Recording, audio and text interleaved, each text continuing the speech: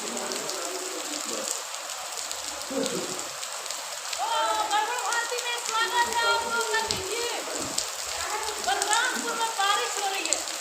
9 बजे का call time था, लेकिन 9 बजे हम लोग रेडी नहीं हो पाए। क्यों? क्योंकि बारिश हो रही है। और एकदम नहा रही है, ऐसे रेडी निकाल लेंगे आ गए। प्लीज आइए आइए। देखिए ये है गड़बड़ भारती में आज के ताजा खबर, ब्रेकिंग न्यूज। खुलासा हो गया। आइए गरीब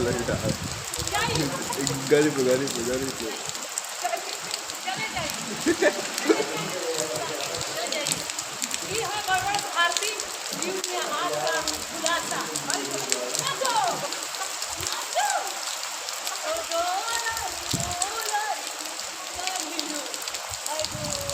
तो रउआ लोग देखा था कि कैसे हम मस्ती करते बनी अनीता जी के एकदम छेड़छाड़ जारी बारिश के समय एकदम पानी एक दूसरे पर पवल चलत हवे। खूब आज इंजॉय करी है।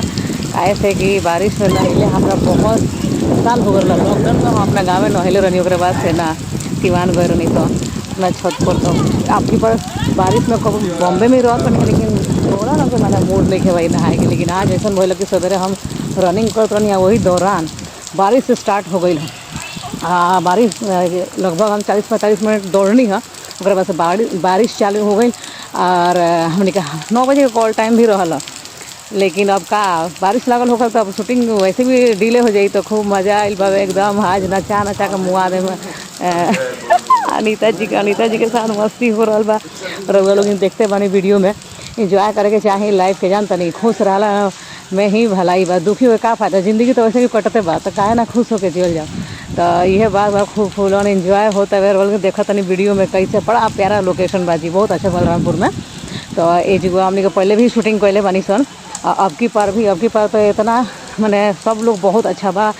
हंसते हंसते पेट फूल जाता है। घूमते घूमते सब लोग सुतल बावे, लगभग लोग सुतले बावे। हमनी के उठ के ये होता है बारिश के फ़ायदा उठा ले बानी सन। खूब नहल में अनीता जी के पूरा पार्क में घुमाओ तानी अनु पूरा देखी के गनिया। इतना बढ़िया मैंने लोकेशन पर लोग का बताई। इंजॉय करके चाहिए रोगो लोग जहाँ भी बानी तहाँ खुश रही, परिवार के संगे जाना भी जे सिचुएशन में बानी। खुशी सबसे बड़ा हथियार बा जिंदगी काटे खातिर। तो आज के ये अपडेट बा गड़बड़ भारती न्यूज़ में। तो यह सबसे बड़का खुलासा बा। खुश रही खुश रहे दी।